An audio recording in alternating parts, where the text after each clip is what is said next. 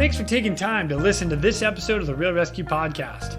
Take a minute to go to therealresq.com to check out these and other great deals from our sponsors here at the Real ResQ. This episode of the Real ResQ podcast is brought to you by Breese Eastern, the world's only dedicated helicopter hoist and winch provider. Axness, because when lives are at stake and conditions are challenging, clear communication is of the utmost importance. Life Saving Systems Corporation. We do our work so you can do yours. Tough gear for tough jobs. And SR3 ResQ Concepts, because you don't know what you don't know. Breese Eastern. They dedicate themselves to our helicopter rescue world. Since the very first helicopter rescue in November of 1945, Breese Eastern has designed and manufactured superior rescue hoist solutions. While much of the technology and the unique mission requirements have changed over the past 75 years, their commitment to the rescuers, the operators, and those being rescued has not. Contact them today by visiting them at breeze-eastern.com. The Axness PNG wireless ICS system can bring cutting-edge wireless intercommunication system technology to any aircraft. The PNG system can be fully integrated into an existing ICS system or can be carried on and off as a mobile base station. They can go anywhere at any time on any aircraft. Plus, with the strongest and most robust waterproof handheld on the market, this system can take a hit and keep working. Their wireless intercom systems are designed to enhance situational awareness through improved communication capability. This system brings superior noise canceling technology to eliminate rotor wash and engine noise from your ICS. The Axness PNG wireless system is currently deployed in more than 1,800 public safety, air ambulance, and search and rescue aircrafts worldwide. I have personally used the Axness system in 4 different countries and on 5 different airframes. It is awesome. If you want more information, contact them today at axness.com. That's AXNES.com. You just make sure you tell them Quinn sent me. Life Saving Systems Corporation. They manufacture the world's toughest helicopter rescue gear. From my favorite harness as a rescueman, the Triton harness, to the rescue baskets, the litters, and of course, the most popular hook in all helicopters, the D-Lock. The team at LSC will cut, bend, sew, weld, and machine these products into existence every day. We do our work so you can do yours. LSC. Tough gear for tough jobs. Check them out today at lifesavingsystems.com and follow them on Instagram at Rescue Gear. That's at ResQGEAR. And SR3 ResQ Concepts is a training company that can help with your helicopter training, a standardization and safety check, or maybe just an audit or an FAA refresher. They are here to bring your agency up to date with the most current techniques, rules, regulations, and equipment. The training staff is awesome. With the certified flight instructor pilots, experienced crew members, which I am happy to say that I am one of them, they offer training in rescue, medical, tactical, firefighting, ground operations, and night vision goggle use. SR3 is also partnered with Petzl to assist with personal protective equipment and the highly specific Lazard. SR3 also goes beyond the helicopter world as they provide high-angle rescue training and tactical medicine training. Contact them today at sr3rescueconcepts.com or over on Instagram at sr3_rescue.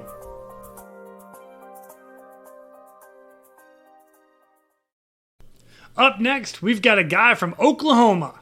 He's a firefighter, paramedic. He's been in the National Guard. He deployed to Iraq for the war. This guy has got some stories, and he came on to share a couple of the rescues that really stand out to him. So please welcome our next guest and all of his amazing stories, Mr. Frank Breese. My name is Jason Quinn. I am United States Coast Guard Rescue Swimmer number 500. These are my rescues and rescues from those of us that put our lives on the line every day so others may live. This is the Real ResQ Podcast.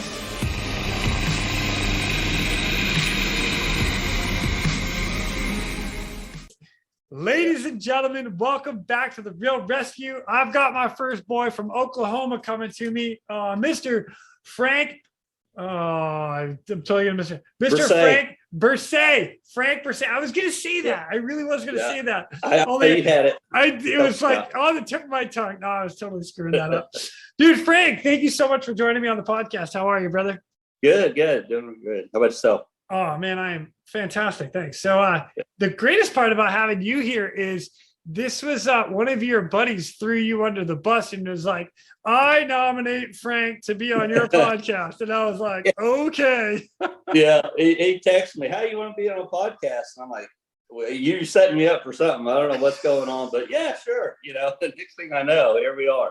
Freaking love it, man. Yeah. And the great part about that is like, we just had a bit of this conversation is not everybody loves to talk about their stories. And I have mad respect for everybody that doesn't like just, I did this and boast about their stories, but there is so much that can be learned from all of us just by having a conversation. So yeah, dude, I appreciate you coming on, man.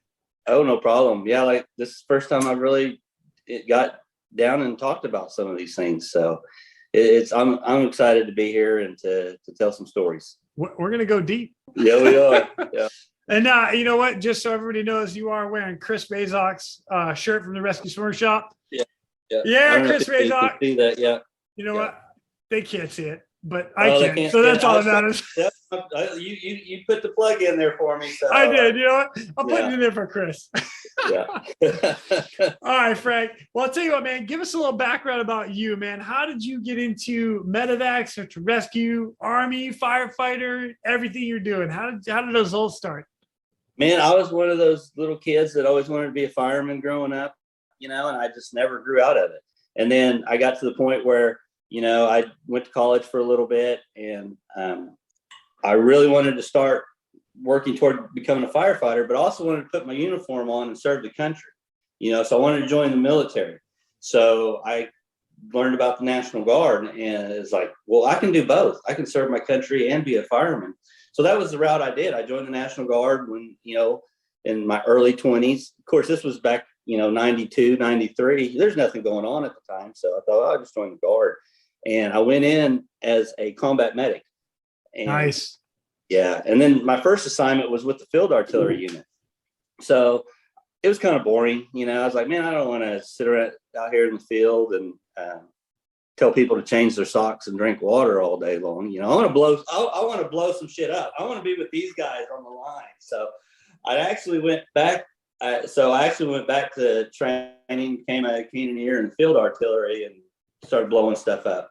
And I did that for like 8 years. And dude, I love that. I love that already. Yeah. So then, although I got one question for you. While you're a little kid and wanting to be a fireman, did you run around with the little fireman hat on all the time? Oh yeah. Okay, just checking. I grew up in a little town, and I'd go to the fire station and look at the fire trucks, and nobody cared. They're like, oh, that's little Frank. He's fine. Just let him walk around and daydream about all the fire trucks. Awesome. And then you get to a spot where you want to blow shit up. I love it. Yeah, a little bit of both. It's good times. So I'd actually got out of the military just prior to 9/11. Of course, obviously, you didn't know 9/11 was going to happen, but I was getting ready to start the fire academy and just start the next chapter of my life, and just thought, I'm ready to get out. There's nothing going on at the time. So I got out. Obviously, 9/11 happened. Then, Afghanistan kicked off. Iraq kicked off after that. And I'm sitting at home watching it on the news, and I'm kind of one of those guys that I was like, man, I can't do this. This is tearing me up. And at that time, by then, been on the fire department for a little while. I was a paramedic. I've been a paramedic for 22 years now.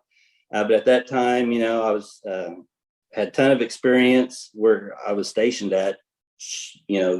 Gunshot wounds and stabbings and traumas and all that stuff was like every day. So tons of experience.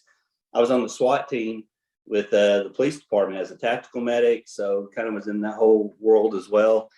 And I thought, man, if I could take my training and experience, go back into the military and do some good, do something, I was like, I got to do it. And I didn't want to just sign up and get back in and be like, hey, do with me whatever you want to. So I knew there was a medevac company here in Oklahoma. So I was like, and as far as the Army goes, and unless you're like in special operations, medevac is the way to go. As far as, the top tier, being a medic and being in the shit. Yeah. Speak, I was like, if I'm going in, that's where I'm going, So be on the front line, go medic. Yeah. I want to be there. So I actually went to the unit, talked to them before I'd actually gotten in. I was like, here's my, I'm a paramedic. I got this experience, blah, blah, blah, prior service and everything. And they said, yeah, we want you. So I was like, all right. So went to a recruiter, said, hey, I'm coming back in and this is the unit I'm going in. And this is my slot that they've already told me I could have. And that was it. Got back in. I had a 5-year break in service from, before till I got back into the Army again. So, like I said, I couldn't watch it on the news anymore. And that's the same for a lot of guys. They were like, man, I got to do what I can for my country and do whatever I can. So a lot of people joined after that, and I was one of them basically. So got into medevac. They had just got back from Afghanistan, so it was a little while before the next deployment was coming up. So I had plenty of time to train up and get all my flight hours in and all my hoist work done and whatnot. So finally, the time came around. We got the order, said, "Hey, you guys are going to Iraq."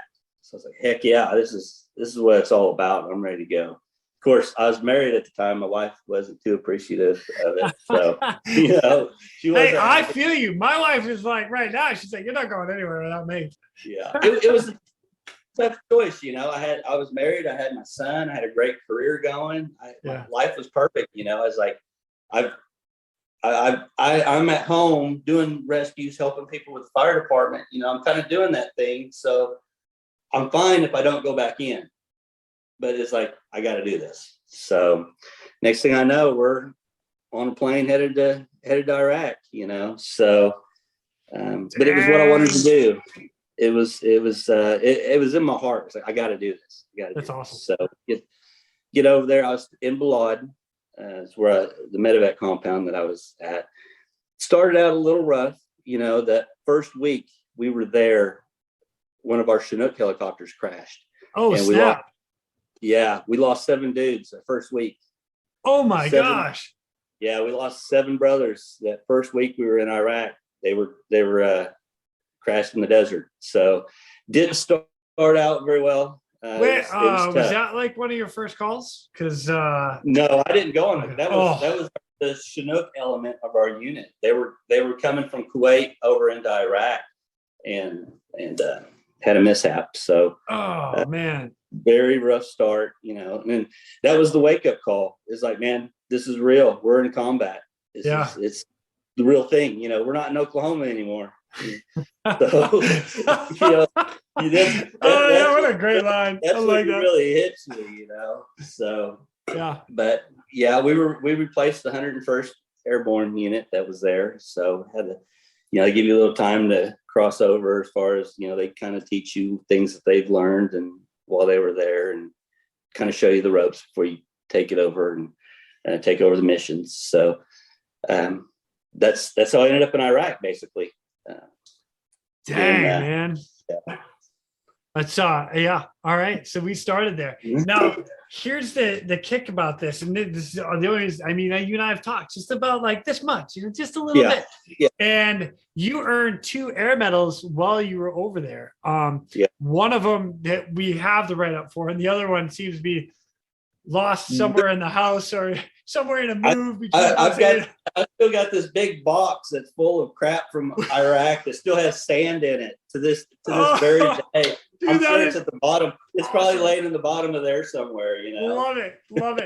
Well, here's what we're gonna do. We're gonna actually read this one, this air medal that you got out of it. which is the end of your tour. So it's kind of like a, everything compiled together earned you this air medal, which is awesome. The write-up is fantastic. And then you're going to give us the story behind the very first one, which kind of coincides with one of your very first calls that you had while you were over there. Is that accurate? That's accurate. Oh, snap. Yeah. So I'll tell you what, let's get this party started, and let me read this narrative. To accompany the award of the Air Medal to Specialist Frank O. Breese. Specialist Frank O. Breese, United States Army, distinguished himself by exceptional meritorious service in the United States as an UH-60 Blackhawk medevac flight medic for Charlie Company 2D Battalion, 149th Aviation Regime, 34th Combat Aviation Brigade, Multinational Corps Iraq, Baghdad, Iraq, from 1 September 2008 to 20 May 2009 during Operation Iraq Freedom. In more than 9 months of service as a flight medic, Specialist Breese flew more than 80 combat medical evacuation missions while logging more than 125 combat flight hours during rotary winged aviation operations throughout central and northern Iraq. His excellent patient care and performance as an aircrew member throughout his deployment contributed greatly to saving the lives and to ensuring the continued medical care of numerous injured patients, including U.S. and Iraqi military and civilian personnel. In the face of potential enemy threat and in both hazardous weather and decreased visibility conditions, he exercised sound judgment in the effective aircrew coordination to ensure that injured and ill personnel were successfully transported to military medical facilities. His excellent judgment and skills as an aircrew member earned him the respect of his pilots and his fellow aircrew members. Specialist Breese actions were in keeping with the finest traditions of military service and reflect distinct credit upon himself, the multinational corps Iraq, and the United States Army. Damn, Frank. Dude, that is legit. So to recap some of this, I mean, 80 combat medical evacuation missions and 125 combat flight hours. Bro, that's crazy awesome. Like, well done, sir. Thank you. So bring us into the next air medal, because you earned that on case number 1 or mission number 1. Yeah, basically it was my first mission over there. Sandstorm. We have the way we run is you have first up, second up, and cassive. Then you have first up chase, second up chase, cassive chase. All of our missions we run with 2 aircraft. Okay. So you spend 2 days on first up, 2 days on second up, 2 days on cassive. When you're on first up, when you're the first up medic, you're the lead medic. It's your show, basically. That's the day that you look forward to. It's like when things happen, I'm the one that's going out. I'm going to be the lead medic, lead aircraft, all this good stuff. And so you always get excited about being on first up that day. And a sandstorm had come in about 2 or 3 days prior to that. Basically shut down the entire war, basically. I mean, the visibility was measured in feet, not miles. You could see it. And so we were grounded. We're like, we're not going anywhere, until the storm blows over. And of course, usually if medevac can't fly, then, people don't, soldiers aren't going out in the field. And of course, they know this too. And so we had a lot of fobs that would end up getting rockets thrown in there and stuff like that. They used the cover of the sandstorm and everything to launch their little attacks. So wow. We had an attack happen the day before I came on, and we couldn't fly. We weren't able to fly. It took about an hour to get approval, and the Air Force ended up going. The PJ unit that was there with us, their aircraft are a little more high tech and had a little more toys to be able to go. Well, the next day I'm coming up, first up medic, lead medic.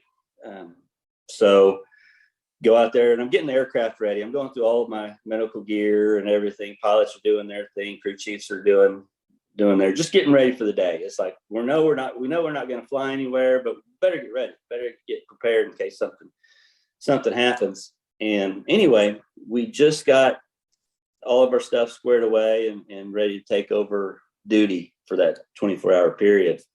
Next thing you know, we all carried little handheld radios, and I said, medevac. Like, what the heck, or what's going on here? So we run into TAC ops, and they tell us that, there was just a rocket attack on a FOB not too far from us. Define FOB for me real quick. Forward operating base. Okay, so cool. We had your little different bases around Iraq. For the record, I did know that, but it was just for everybody else out there that didn't. Oh, okay. All right. So FOB got hit. Got it. Got hit. We're grounded at this time, so we don't know what we're going to get to do. I get on the phone with the FOB over there. I'm like, hey, what do you guys got? Right now we're grounded. We don't know if we can come. They had 11 patients that they had. Oh my God. 3 were like critical, red, if you want to call it, whatever triage anybody uses, but 3 that were really, really bad. So I told them, I said, we don't know if we can launch. Is there any way that you can get them on a convoy and start heading this way? Because if we can't launch, then you're already ahead of the game and you're bringing them by convoy. And then if we do get launch approval, we'll just link up with you wherever you're at that time. So they said, called me back and forth a little bit.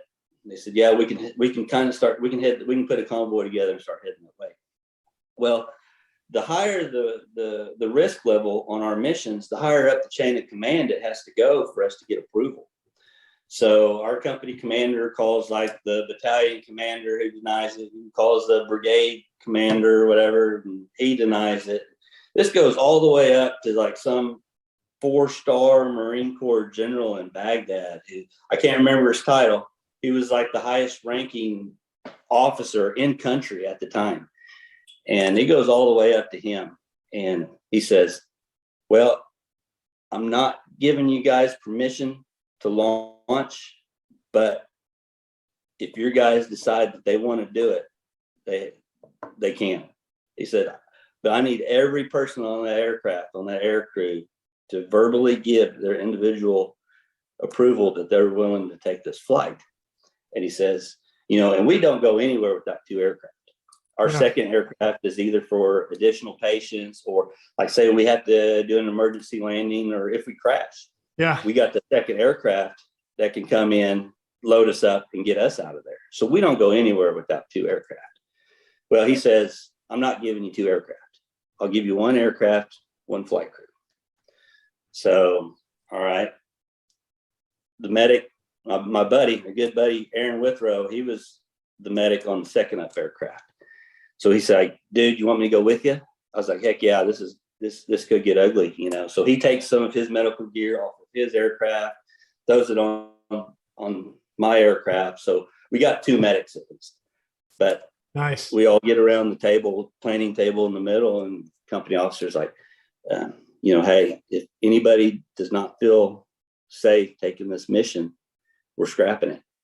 And we had an A team of a crew that day. We took the 2 PCs off both aircraft, and me and Aaron, of course, me and Aaron could save the world if you let us, at least that was our state of mind at the time, and Paul Shook, great crew chief. So it was like the movies. It was like being in a movie. Like all of a sudden, everybody's in the TAC ops room and wondering what's going on and everything. And like our company officers, like, all non-essential personnel, get the fuck out, And it was one of those moments. I was like, oh shit, this is real. Shit's about to get real. Yeah. And he looks at me, he said, and I kind of gave a brief of like, we got kind of a little patient overview of what we had ahead of us. And the thought was maybe go get the 3 critical patients, the other ones that could end up coming in on convoy. And he said, he looked at me, he said, "Hey, are you willing to take this mission?" I said, "This is why I'm here. This is why I came to Iraq, for this moment right here. This is what it's all about, And he went around to every single person and asked them the same question: "Are you willing to take this mission?" Not a single person hesitated, thought about it, nothing. They were like, "Hell yeah, let's go." So you got a little group of Oklahoma and Texas good old boys ready to go out there and save some lives. And so so we all run out the aircraft and get it run up, and we take off. You can't see past the nose of the aircraft. It's just brown. You're just surrounded by just brown sand. You can't see nothing. Instrument flight the whole way. And it's usually, I don't know, if I remember right, it's usually about a 20-minute flight or so to get over there to this particular fog. And we were flying low and slow, and it was like, hey, we're taking our time. We're going to make sure and get there alive at least. And so you could look straight down and see the ground. And we started flying over this town, and I'm waving to these kids that could literally pick up a rock and hit me with it if they wanted to. We were that close, and we're flying over this town that the attack just came from. So now here we are, we're like, hey, we're in this big loud helicopter. Come get us if you want, Oh my gosh.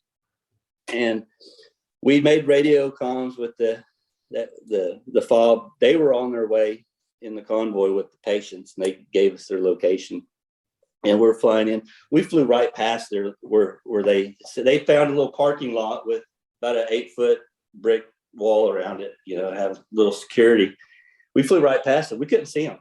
You couldn't see 2 feet outside the aircraft. They're like, hey, you just flew over. So we turning around, and of course we're doing a go around, and pilot's like, hey, we're at about 100 feet. There's a tower right here somewhere that's about 150 feet. Let's hope we don't run into it. Oh my God.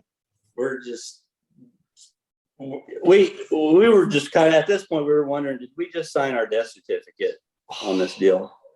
So, but we make it around, find the parking lot, and come in and land. So I get out, run over there. I can see where their little ambulance was. They already had the patient set up on the side. All around the outside of the perimeter, Humvees were set up, providing security, all that good stuff. So 2 of the patients were like severe head trauma, severe head wounds. I didn't know the person's head could swell.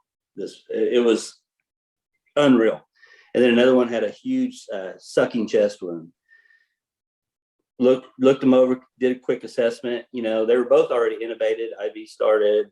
All the medical interventions were complete. So I was like, okay, we're going to load them up. We're going to get them home. We're going to get them back to the lodge and go from there. So we're loading them up. I take 2 in the front. I take 2 patients in the front with me, one of the head trauma patients and the one with the second chest wound. And then in the back, Aaron took the other head trauma patient. Well, back then, at that point, we were still using what's called a carousel. It's just basically this big metal thing where you can stack litters kind of up on top of each other instead of just having everybody on the floor. Yeah, inside the cabin of the 60. Yeah. Yeah. Okay. And what sucked about it is that you couldn't, like, if you had it in the load position, you couldn't get to the back of the aircraft, or you couldn't really get around once you got your patients loaded. Right. So that's why you're referring to the front of the cabin or the back of the cabin, because it's almost like the stretchers have now created a wall between the front of the cabin and the back of the cabin. Yes, correct. Yeah, I know exactly. I see it. Got it. And so Aaron I gave him one of the patients back there with him, and I took the 2 up front with me. And in my mind, and they're bagging both the head injury trauma patients, they're both being bagged. Wow. So I'm thinking, okay, Aaron, we only had 1 ventilator. So I thought, well, Aaron can bag his patient. I'll get mine on the ventilator and stuff and all that, take off. So as they're loading the patients, I run around to the other side of the aircraft. So I can start bagging both the patients. So then I jump in and I go and I throw the monitor on this guy real quick, and he's in PEA. He has he looked from, as we were loading him on the aircraft, he lost his pulse. He went pulseless. Wow. So I'm like, oh shit. So real quick, pulseless electrical activity, PEA, means you have a pulse on the monitor, but the heart's not actually pumping. So you're only getting electrical current through there. So when you see that as a medic, you're like, oh, start CPR. Because for anybody that's not a medic, that means you don't have a pulse. You start chest compressions. Yes. I got your back. Come on, Frank. I mean, I gotta help some of our basic guys out, first responders. You take care of me on this. We got the bag valve mask thing on. We got that one. Yeah, we're good. For bag valve mask. I can talk a little more specific. So I immediately started doing chest compressions. And I'm thinking, okay, once my crew chief jumps in, he can start helping me out. Because we train our crew chiefs in some medical procedures and stuff to help us out in the aircraft. So I'm like, okay, he can take over chest compressions. Then I can jump over, get the ventilator hooked up, blah, blah, blah. So all of a sudden, crew chief goes to shut the door and it won't shut. It's stuck somehow. It won't close. Then all of a sudden, he goes to shut it and it kind of comes off the rail a little bit. So the door will not close. And he's trying, and it's either he has to just rip the door off or something. We're in a bad way, because we can't take off. We can't fly with doors open with this carousel and all this other stuff. So he's messing with the door, and a few minutes goes by, and we got to unask the area. We've been on the ground for too long as it is. And the pilot, he asked Paul, he said, "Can you hold it shut?" Paul says, "Yeah, I think so." So, dude, oh snap! Okay. So, and he says, if you can't hold it shut, we'll find somewhere else to land, and we'll figure something out. So we take off, and I've now lost my helper up front with me. So now I'm doing chest compressions and bagging this patient at the same time. Plus I got my sucking chest wound patient below him that I got trying to keep an eye on. And so I'm doing chest compressions, bagging, and then I grab my medications, my ALS medications, and I'm like, how am I doing this? And Aaron, he reaches around the side of the carousel and he starts bagging both patients. So he's bagging two patients. Luckily he's as tall as I am, because he's bagging two patients. If he could reach as far as he could reach, he could barely reach the other BVM and bag both at the same time. Oh, and what a great guy, man! What a help! I would have been. There's no way we could have done that if he wouldn't have went with me. So he says, "Hey, hand me your drug bag." So I'm able to hand the drug bag back to him so he can pull out my medications, because it's like, man, I gotta get epi and atropine, gotta get that stuff on board, because it's a full-blown cardiac arrest going on. And so he hands me my first round of drugs, and I go to administer them, and I look at this IV line, and there's no med port on it.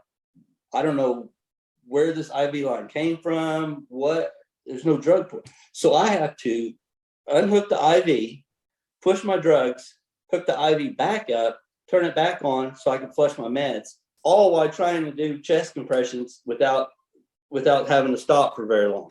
Holy cow, Frank. Gosh, I'm like, it can't get any worse. So we're working the card. The guy on the bottom, my second chest one, he was awake. And so the only thing I could do, I'd look down and I'd kind of give him a thumbs up, and he'd give me the thumbs up back. And I thought, well, that's good. Sometimes that's the only assessment you can do. I can look at his face, and he's not having trouble breathing, no JVD, no tracheal deviation, equal rise and fall of chest, he's good, and we're on our way back, and Paul is over there, and he's holding the door shut. He's literally keeping us alive by holding this door shut. Because if this thing comes off, it's going in the rotor or somewhere, and we're done. So he's literally keeping us alive by holding the door on.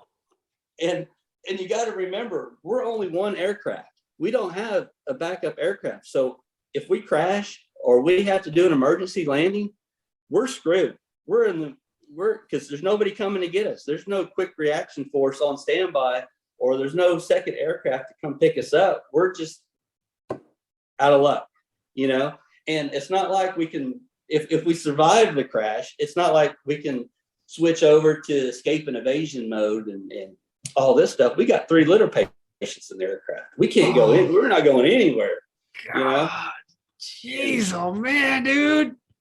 And so we keep working, and every few minutes, Aaron has me. He took care of me, and he handed me my next round of drugs. And we were both civilian paramedics, so I mean, it's like, we got this. We've done this a million times. This is another day in the office. So, well, sort of.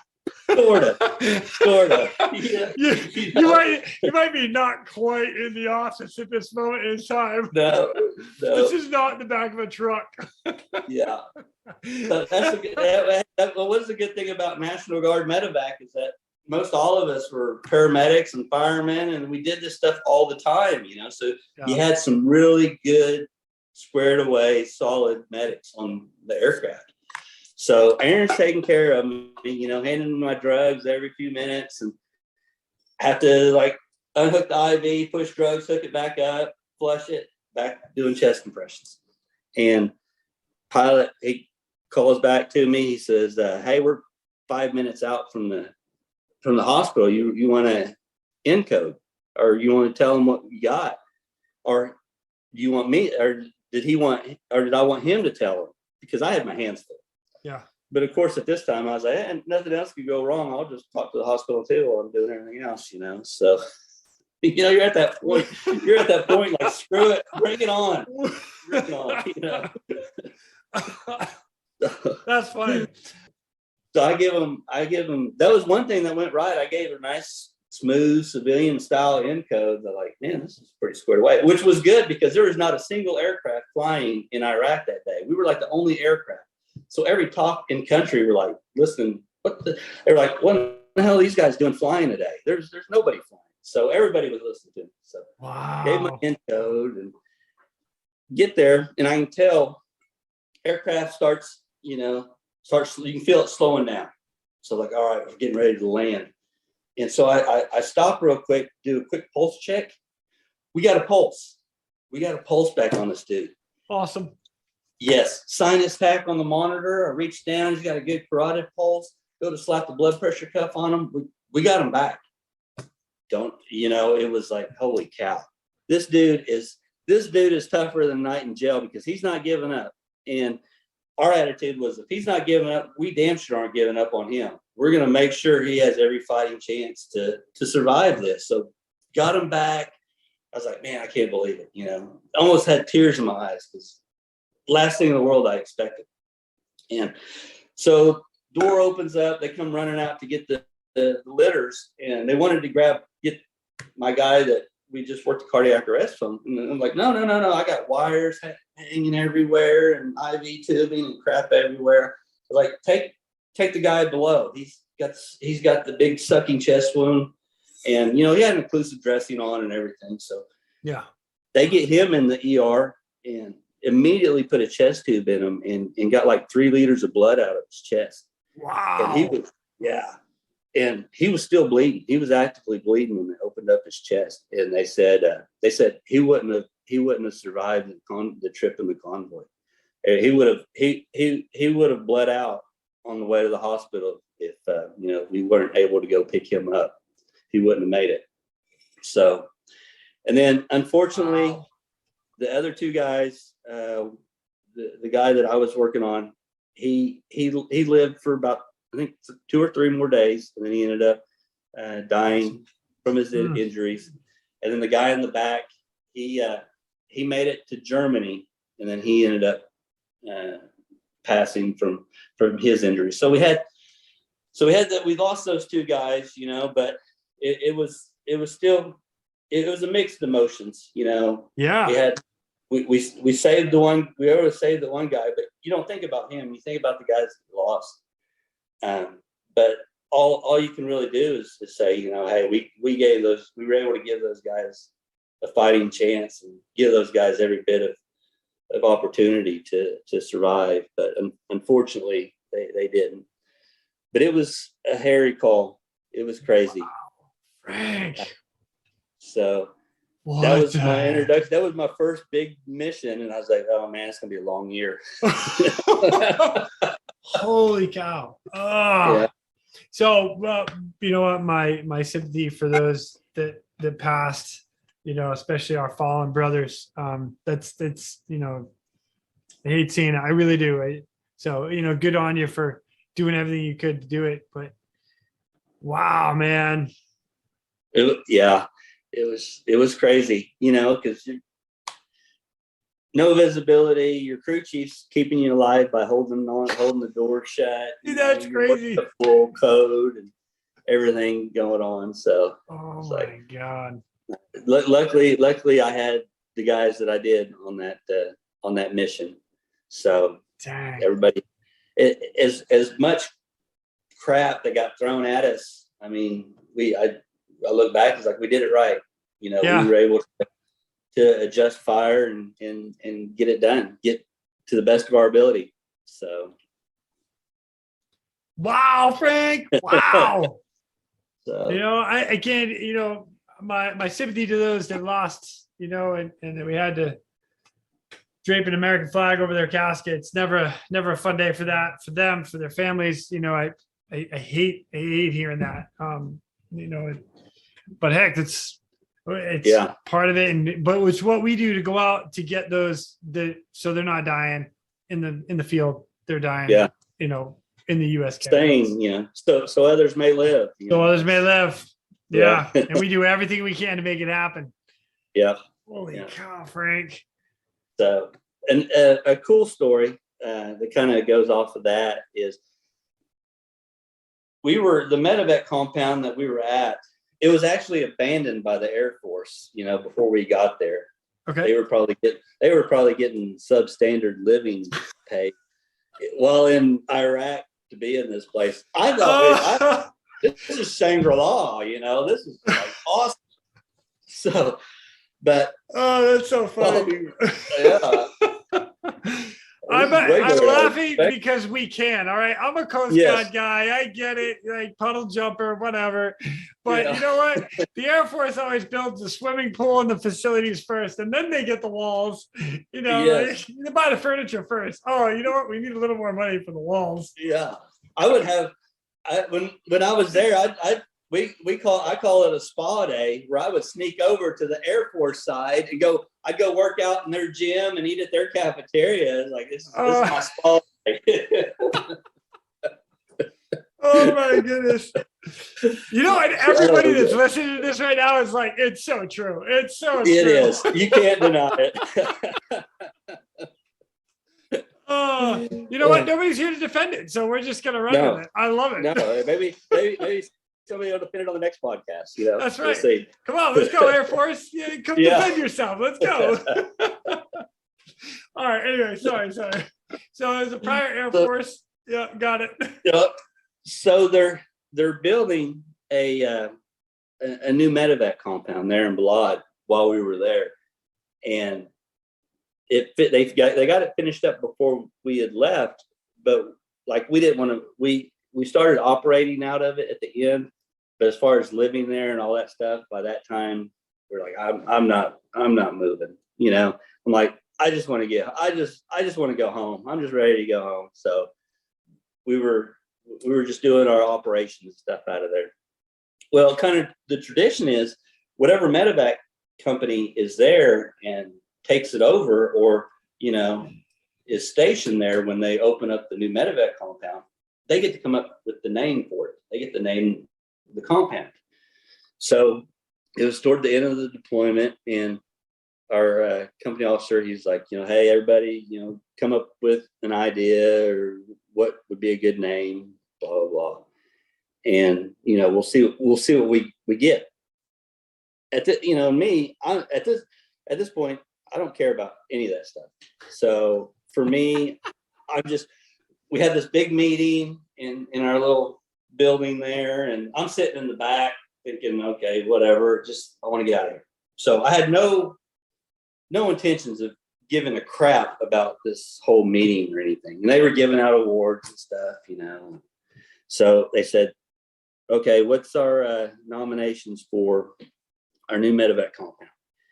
And guys were, they were coming up with their little silly names and stuff. And then a lot of guys were coming up with, we should name it after this guy. He won the Medal of Honor in Vietnam, or this guy, he's like the father of medevac, and, true heroes. Yeah. Nonetheless, true heroes, solid guys.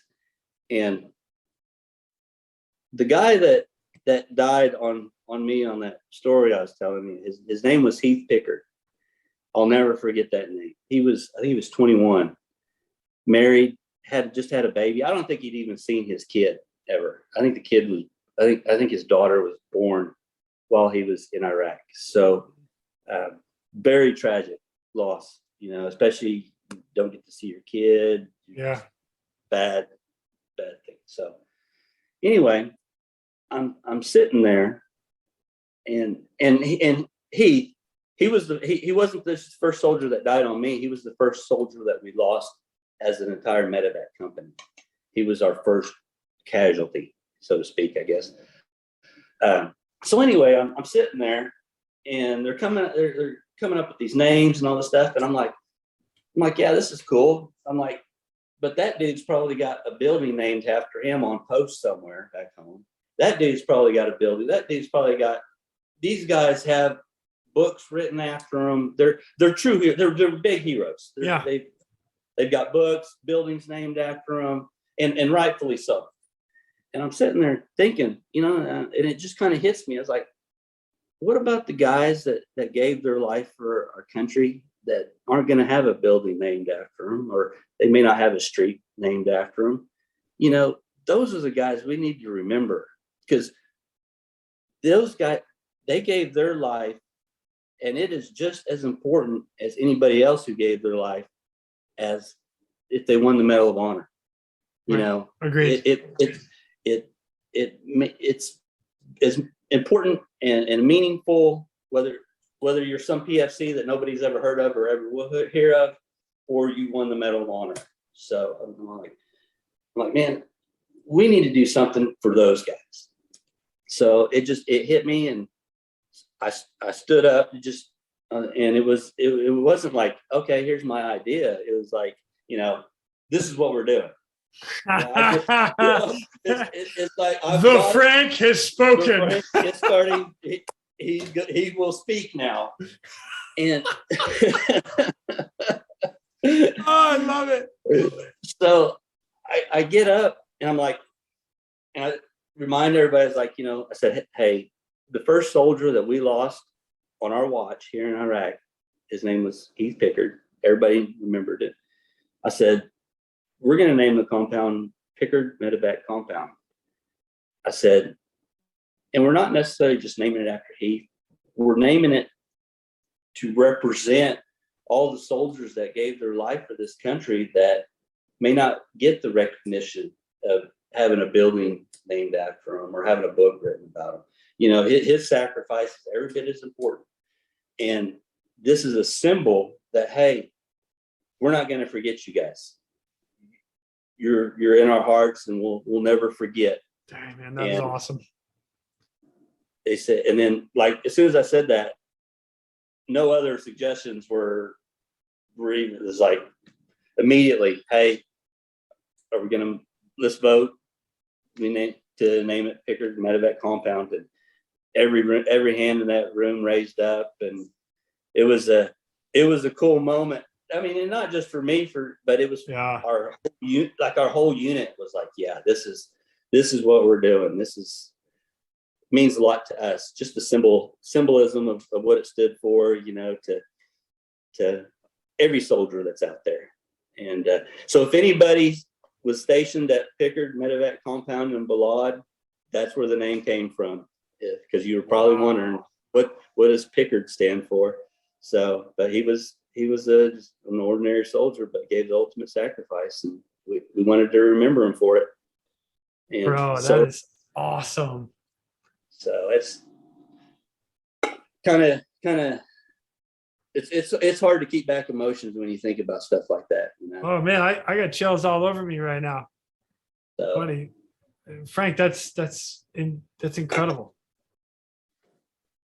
But yeah, and then came back home and went back to the fire station, just like went back to work, like just like none that. of that ever, yeah, you're expected to just pretend like none of that happened, you know. Yeah. Go back. Yeah.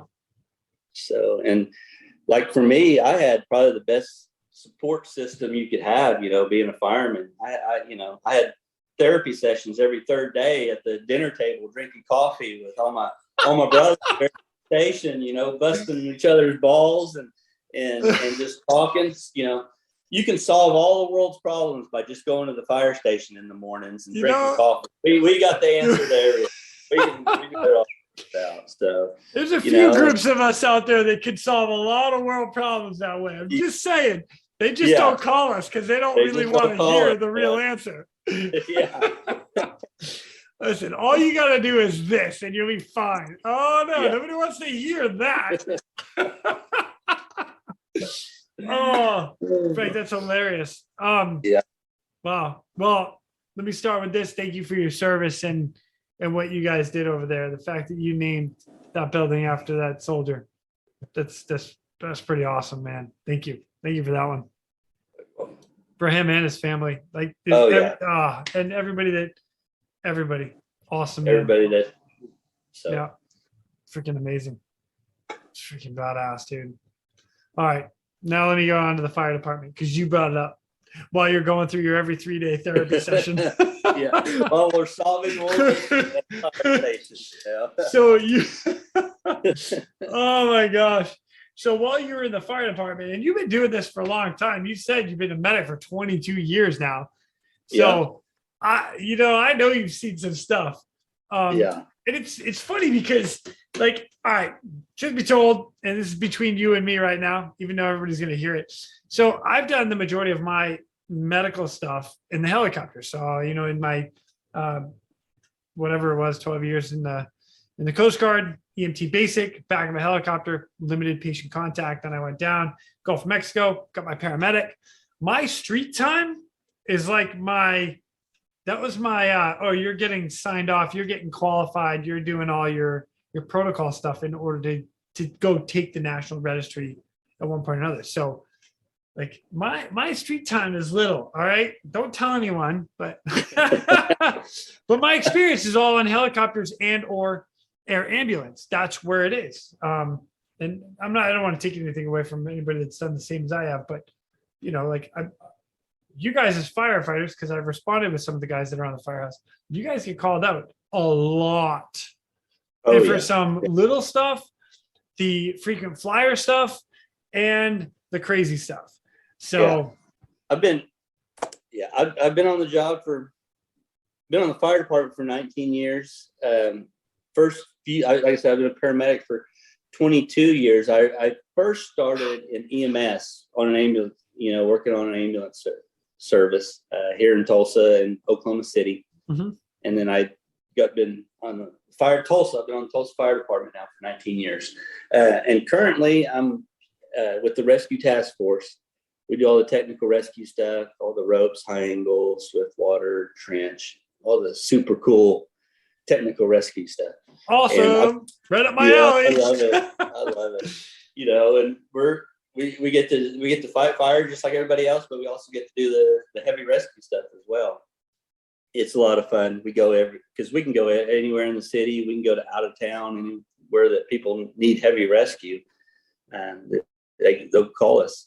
So we get a lot of interesting things. Just a couple shifts ago, we get called out to this little town out north of Tulsa, and I remember the story obviously because it just happened a couple shifts ago. You forget a lot of things over 19 years, you know. So right. You got like, oh yeah, I remember that. You know, I remember that story. But we get called out to this little town out north, and we're in the truck, and we have a heavy rescue truck there. We jump in the heavy rescue and take off, and we're getting dispatch information, over the radio on our way there. And it sounds like a bad episode of Chicago Fire or something.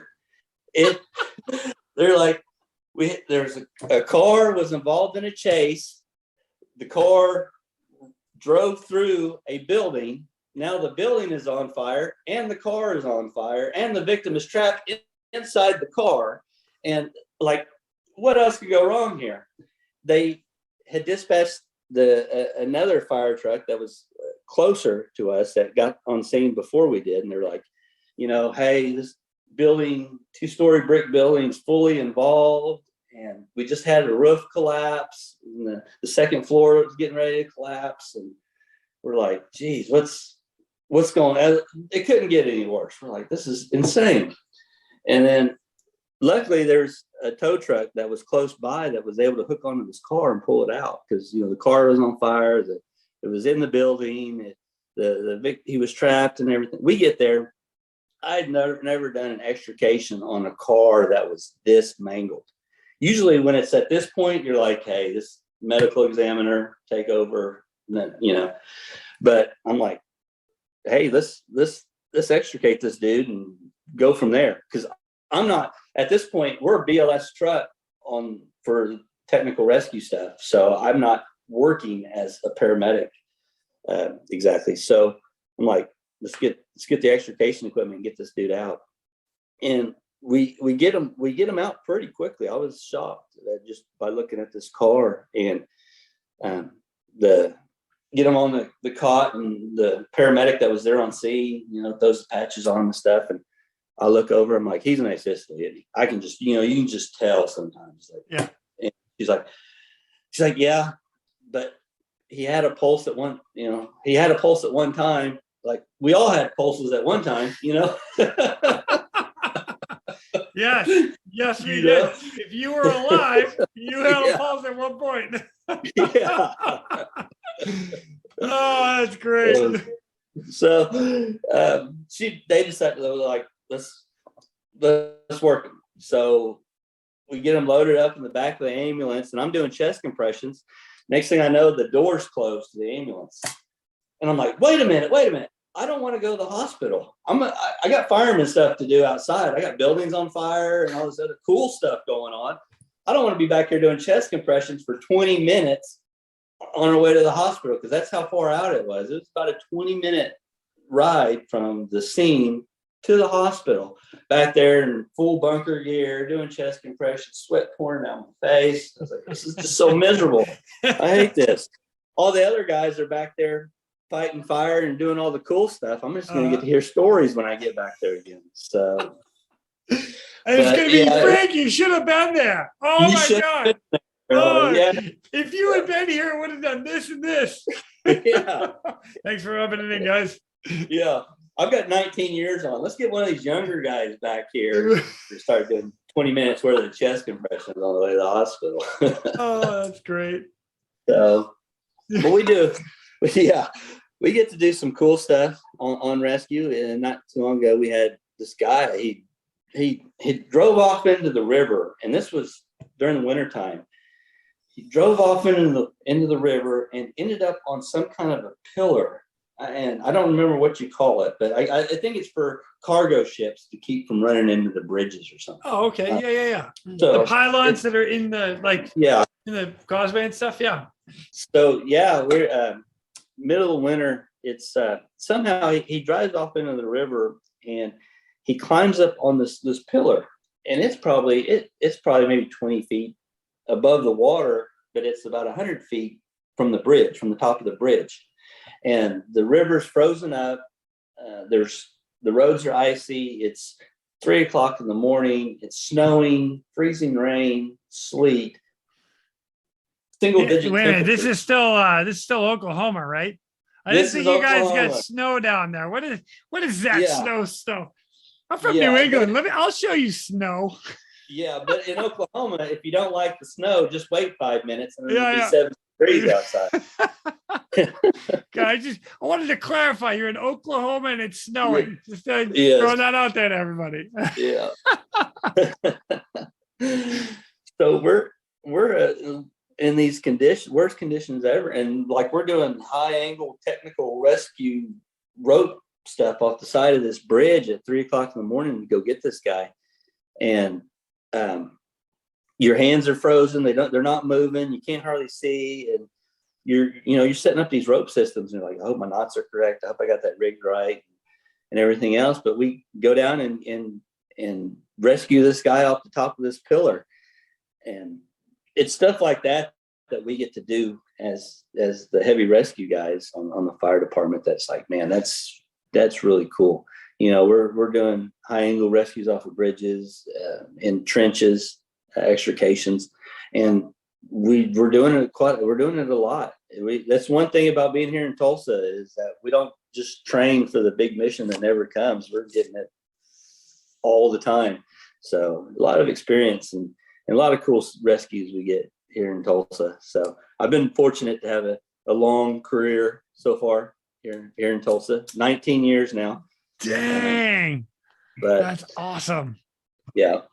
And then I've been with the Urban Search and Rescue Team now for about, I think 7 years now. I've been USAR Team as a rescue tech.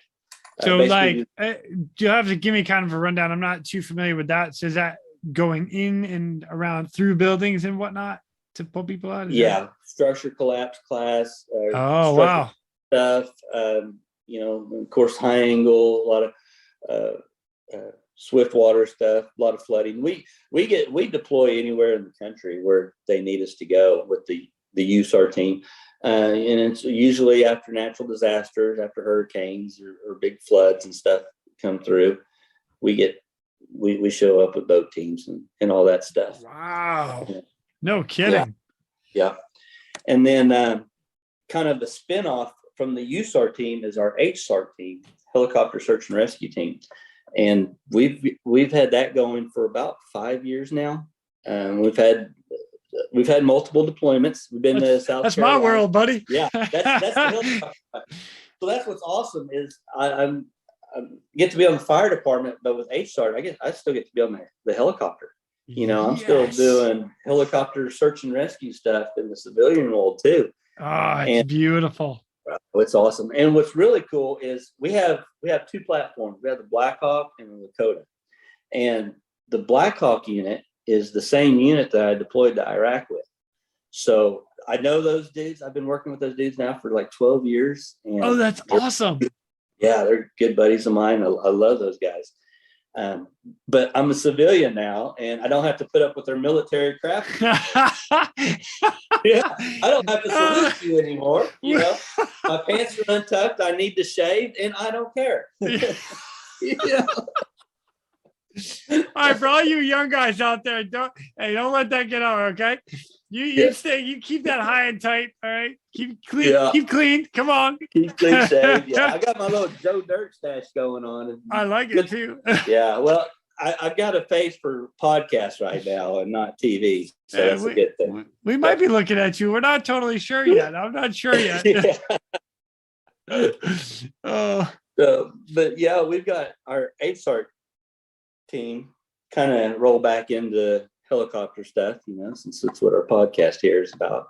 So is the Blackhawk connected to the National Guard unit, or is that? Yes. Okay. No, it's National Guard. And your CODA, you have a CODA as well that's with you guys, or is that part of your National Guard as well?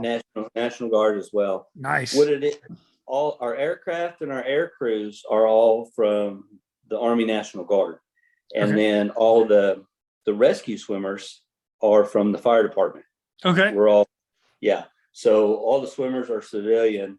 And like I mentioned earlier, I was like, man, I hate using the term rescue swimmer, because you have earned that title as a rescue swimmer. Thank you. Yes. We're just really good at treading water. So, or unless I'm, unless I'm at a bar. If I'm at a bar trying to pick up on a hot chick, I'm a rescue swimmer. You gotta go with it. You gotta go with it. Yeah. Whatever works. Come on, Frank. Yep. Yeah. Just follow with Frank the Tank, and you'll be. Your money right there. Yep. Because I don't want to say, hey, I'm pretty good at treading water and doing all that. But that's so funny. Well, all right, wait a minute. Let's back up for a second, because out of curiosity, what do you guys do for rescue swimmer training? I mean, there are all a lot of my friends are rescue swimmers in their department or in their area. I get it. The training is different. There's Navy rescue swimmers and there's Coast Guard rescue swimmers. We went through a very similar school, if not the same school in the early days. So what did you guys do for training to be a rescue swimmer? I mean, you had to have something. Yeah. What we did is two of us, we have 12 guys on our team, 6 from Tulsa and 6 from Oklahoma City.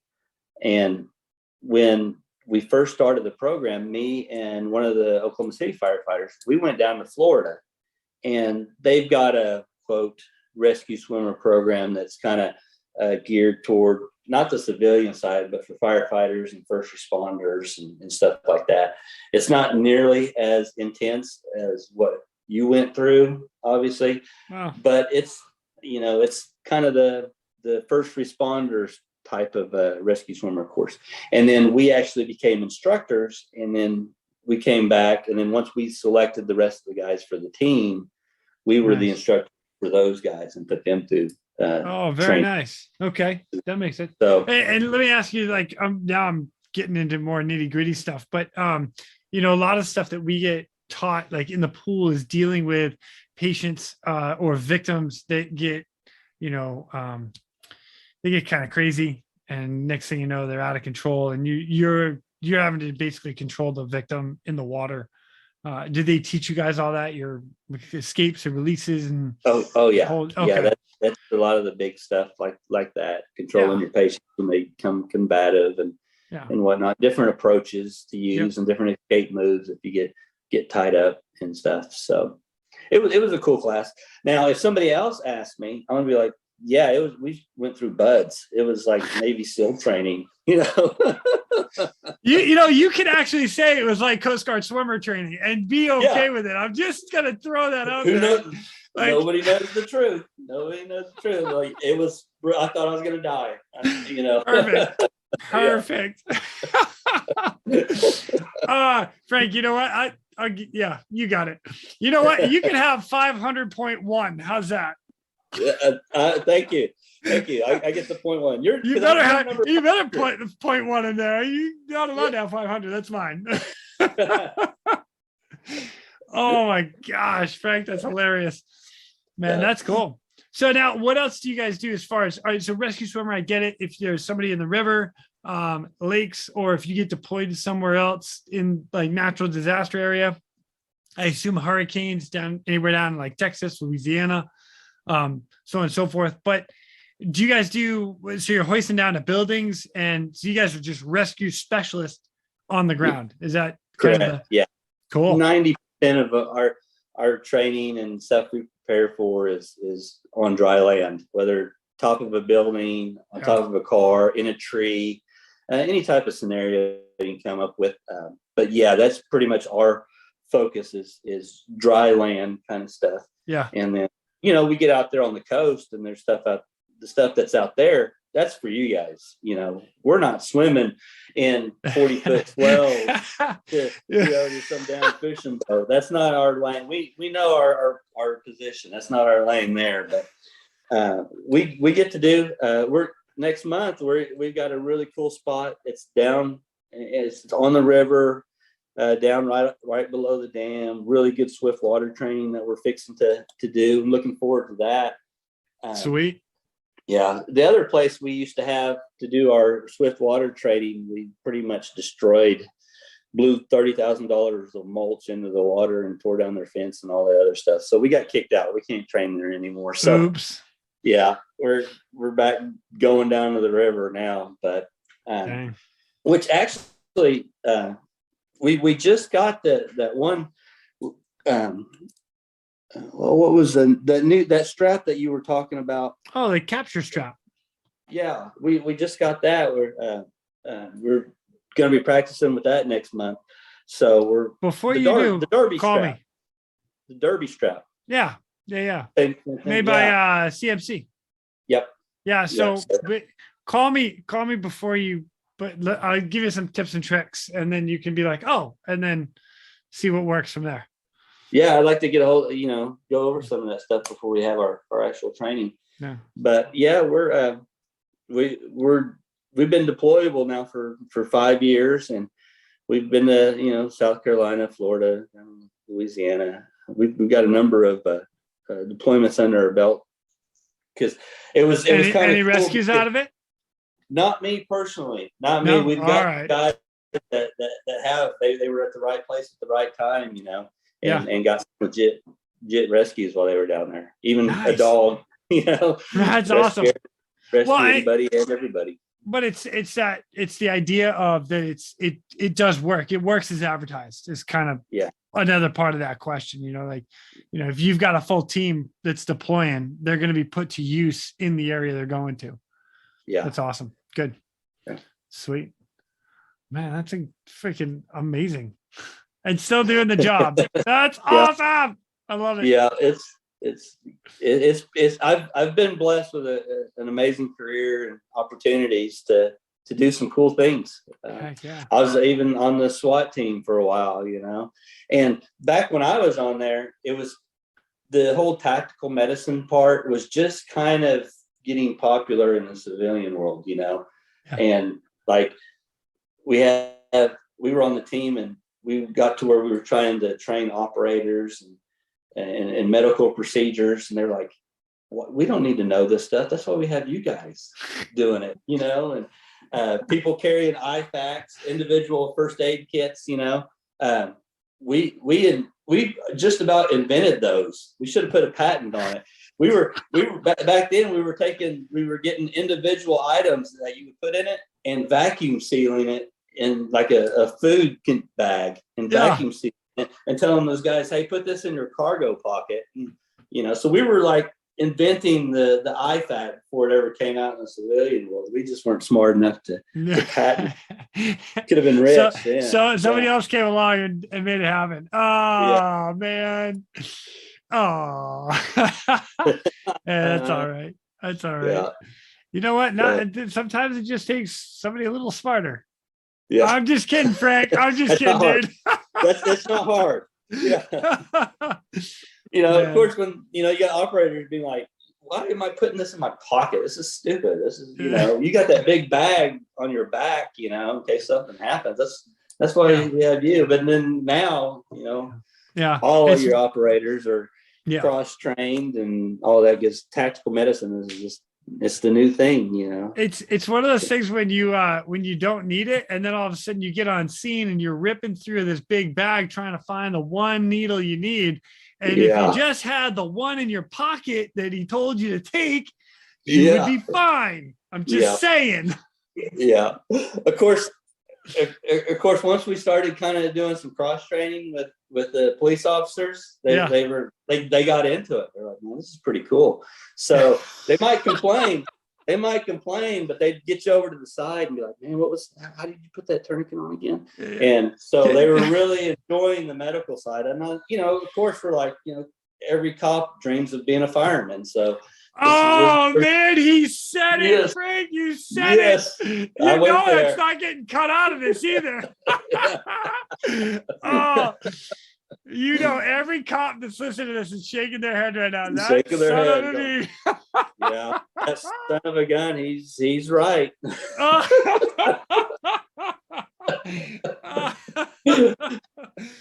Oh my gosh! I'm not sure if I should cut it right now or just keep going. No, roll with it. Hey, I was married to a cop for a little bit, so I've earned the right to oh, good, perfect. It's like I was picking on all the other services. I'm okay with that. I joke with him. I'm married to him.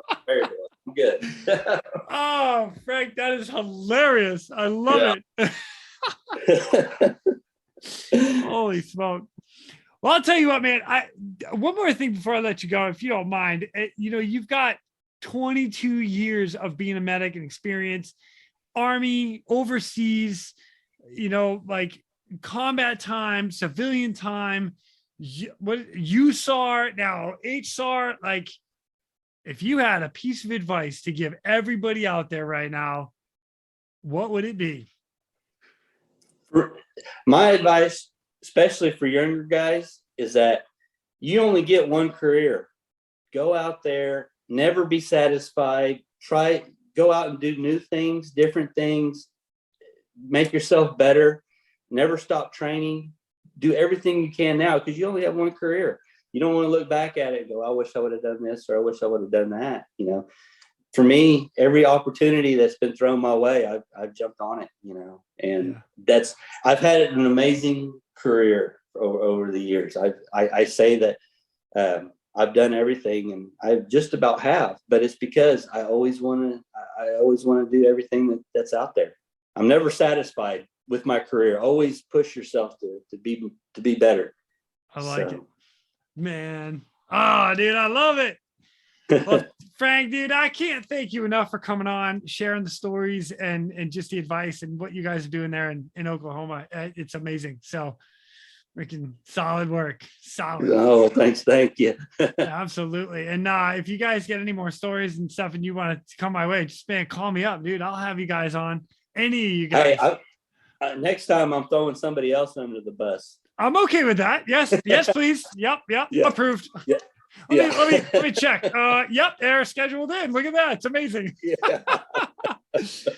Dude, Frank, this has been awesome, man. One of these days when I get back down to the States and maybe down to your neck of the woods, I'm giving you a call. We're going for a beer. All right. For sure. Appreciate it. So, awesome. And I'll catch you later. All right. Thank you. Absolutely. And with that, ladies and gentlemen, we are out of here. Go. Thank you for tuning in. We hope you enjoyed this episode of the Real ResQ podcast. Please take a minute to like, subscribe, and hit that share button. I'm pulling chocks and taking off. But before I go, if anyone out there has a rescue story they would be willing to share, I would be humbled and honored to have you on as a guest. Or if you have any questions about rescue or anything else we talk about here, send an email to jason@therealresq.com. That's Jason at TheRealResQ.com. You can also check us out on our web pages, therealresq.com, our Facebook page, and our Instagram page @TheRealResQ. Again, a special thank you to all of you staying on the watch today. Always remember, when that SAR alarm goes off, those in distress are praying for a miracle. They are going to get you. Until next time, fly safe and swim hard.